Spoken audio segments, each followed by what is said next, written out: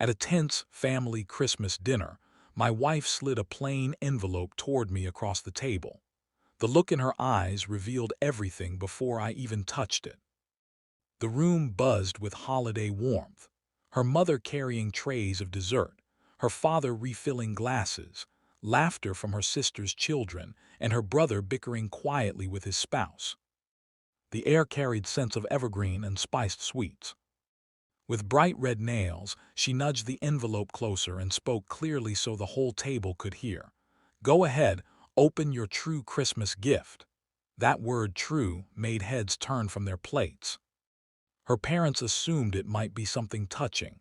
Her father even lifted his glass, expecting news of success or perhaps another grandchild. I opened it carefully. The top sheet bore the logo of a DNA testing laboratory. My fingers turned icy. The report was stark and merciless. Noah, my 4-year-old who had just drifted off upstairs after tearing into his presence. The little boy who still ran to hug my leg whenever I came home, showed 0% biological relation to me. I scanned it again, hoping for some error, but the figure remained absolute, 0%. Impossible to misread. Silence swallowed the room. Her mother gazed at the papers in my hands. Her sister froze mid-slice of pie. Even the children seemed to feel the shift. My wife leaned back, sipped her wine calmly, and began speaking before anyone could interrupt. She announced plainly that she had stopped loving me 2 years earlier. Logan, my business partner and longtime friend, had been providing the things I supposedly lacked: steadiness, emotional depth. Her mother's face lost all color. Her father set his glass down with enough force to risk shattering it. Yet she continued, every sentence measured and deliberate, proving she had rehearsed this moment for months. She had waited patiently while my technology company grew valuable. Noah, she explained, had never been unplanned. He was deliberate security. She had conceived on purpose, listed my name on the official documents, and bided her time. She had endured while I poured endless hours, 80-hour weeks, into creating financial stability. Now that the business held real worth, she was ready to divorce. She would claim half of everything I had created, secure child support tied to my rising earnings, and leave comfortably wealthy. Attorneys were already retained. She had been gathering documentation for a long time, creating a record that I had willingly embraced fatherhood, meaning the legal system would ignore biology. In her view, I was cornered. The law protected her plan. Victory was hers. Her mother began to weep quietly. Her father stared at his daughter as though seeing a stranger. Her sister quickly gathered her children and hurried them away. But my wife simply waited, expecting me to collapse, to plead, to give her dramatic scenes she could weaponize later in court. Strangely, rage never arrived. Instead, a sharp, calm clarity settled over me about the necessary next steps. What she never suspected was that I had uncovered her entire scheme 6 months earlier. Every secret step, every hidden calculation, I knew them all. While she built her trap, I quietly constructed my defense, piece by careful piece.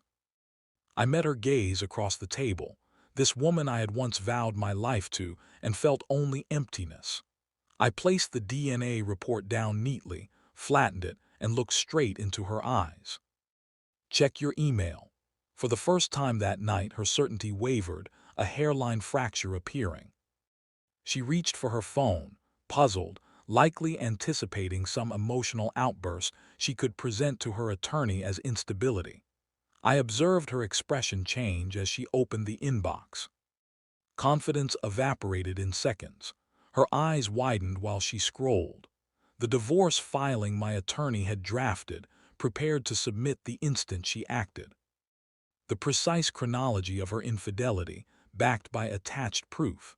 Falsified parental records, audio recordings gathered over months, every discussion in which she outlined her strategy to Logan. Every message she believed she had erased, Every fragment demonstrating this was never a crumbling marriage, it was a long, premeditated fraud. Her hands trembled, the phone almost fell. All blood left her face. Her father leaned closer to view the screen. Her mother kept asking what was wrong, but she remained speechless, endlessly scrolling through page after page of irrefutable evidence as her elaborate design unraveled before her. I rose from the table. Her entire family now stared at me, some bewildered, others beginning to grasp the truth. I looked down at her one final time. Everything you just confessed to the table, I've known for 6 months. Every scheme you believed you controlled, every advantage you thought you held, I stayed far ahead. The moment you declared your divorce intention publicly in front of witnesses, you handed me precisely what I required to reach the courthouse first. I left the house, leaving her seated at her parents' festive table, surrounded by the relatives she had just mortified, staring blankly at her device as her perfect plot disintegrated. I drove to the hotel room I had reserved in advance and phoned Marcus, my attorney. He had been ready for my call. Within 60 minutes, he submitted everything electronically: the petition, the supporting materials, the urgent request for temporary custody. By the time she awoke the following morning, the legal process was irreversibly underway. Ava's single greatest error had been assuming heartbreak would paralyze me, that devastation would blind me, that I was too naive to notice until it was too late. She had spent years viewing me as merely a resource to exploit. That fatal misjudgment would now strip her of everything she had chased. The entire situation began 6 months prior, triggered by Noah falling ill. Nothing grave, just a strong allergic episode at daycare, but serious enough for the pediatrician to order comprehensive blood work. I brought him to the visit since Ava said she had an urgent work obligation, my initial red flag, though I missed it then. The nurse drew the sample. Noah was brave throughout, and afterward I treated him to ice cream. 2 days later the office phoned, requesting I come in personally to review the findings. My stomach sank. I arrived braced for news of a serious condition, already planning next steps. The doctor shut the door looking uneasy. She began by reassuring me that Noah was healthy overall, no major concerns, no critical allergies. Then she hesitated. During the panel they had determined his blood type, B positive. According to records, I was O positive and she was A positive. She explained gently that genetics made it impossible for parents with O and A types to produce a B child. She noted that record errors sometimes occur, but felt obligated to mention the discrepancy so I could decide what it meant. I sat absorbing her words. She wasn't accusing. She was simply presenting biological fact and allowing me to reason. I thanked her and left in a daze. Instead of heading home, I drove directly to an independent lab known for confidential paternity testing in legal matters. I paid a premium for rush processing, 72 hours.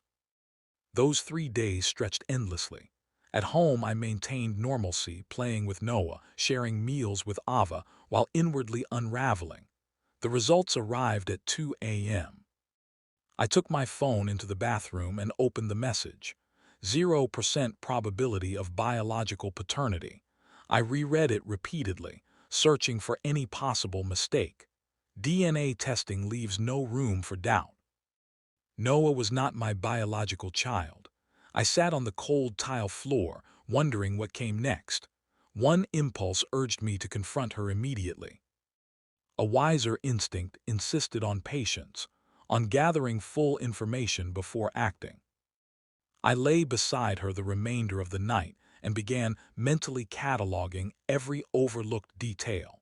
Her resistance to newborn genetic screening, her frequent remarks that Noah resembled her relatives, her encouragement for me to work extended hours and leave childcare primarily to her, her preference for mostly separate finances, her request that I sign business restructuring documents I had skimmed, because I trusted her completely. Suddenly, every subtle clue shone glaringly bright. The following morning, I contacted Marcus Hale, the city's top divorce lawyer, renowned for handling high-asset cases and complicated custody battles. I explained the full situation. He listened silently, then advised extreme caution. If she was scheming as suspected, she had likely prepared her position for months. My 4 years of acting as Noah's father had legally established paternity regardless of genetics. Confronting her prematurely would cost me dearly. He instructed me to collect evidence lawfully, every document, every communication, every record, without crossing legal lines. We set regular check-ins, and he began constructing our response. I started meticulously logging every dollar spent on Noah, every school drop-off, every medical visit. I secured copies of all shared financial statements. For 6 full months, I performed the role of unaware husband while quietly amassing proof. Ava remained oblivious. Roughly 2 months later, an unexpected ally emerged. Ava's younger sister Riley phoned me in tears, barely able to speak. We met discreetly at a cafe. She confessed she had unintentionally glimpsed messages on Ava's phone and felt compelled to tell me despite the pain it caused her family. Riley had always been the kinder, more principled sibling. She shared screenshots, conversations between Ava and Logan stretching back years. They had been involved long before Noah's birth. The explicit proof of Logan's paternity was damaging enough, but the later exchanges were devastating. Ava detailed her full blueprint, waiting for specific revenue benchmarks in my company, researching precise divorce entitlements, viewing Noah as leverage since courts usually sided with mothers, planning to extract maximum support while she and Logan benefited from my earnings. She even set a target month, January post-holidays, when valuation would peak. Every element was coldly strategic. Riley provided exact dates and overheard remarks. She became my hidden partner. Whenever Ava needed childcare, Riley stepped in and discreetly noted details. Private calls Ava believed were unheard, occasions when Logan visited the home. Everything she observed, she relayed to Marcus.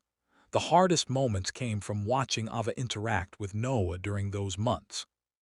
She was genuinely affectionate, attentive, a caring mother on the surface. Yet the messages revealed she ultimately regarded him as a valuable instrument.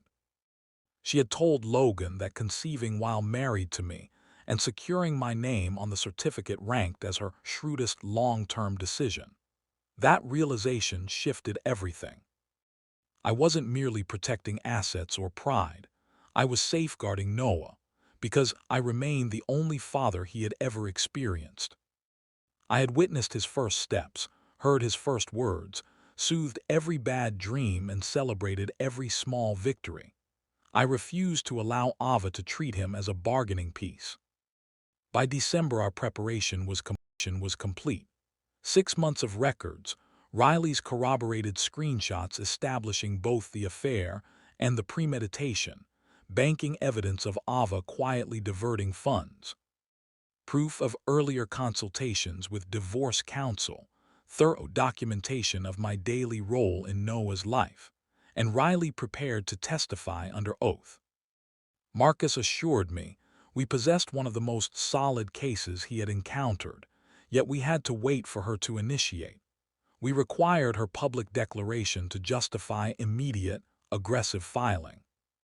All documents stood ready, the petition drafted, exhibits organized, custody emergency motion prepared. We only needed her to reveal her intentions. Then she placed that envelope in front of me at Christmas dinner. She had played her hand. She had stated her divorce plan openly before credible witnesses. She had disclosed her scheme, convinced I possessed no defense. That same night from the hotel, I authorized Marcus. He filed electronically within the hour. The petition including fraud claims, our full evidence package, the urgent custody request. By morning, the court system held everything we had meticulously assembled over 6 months. Ava was about to discover that underestimating an opponent doesn't merely weaken you, it renders you entirely exposed.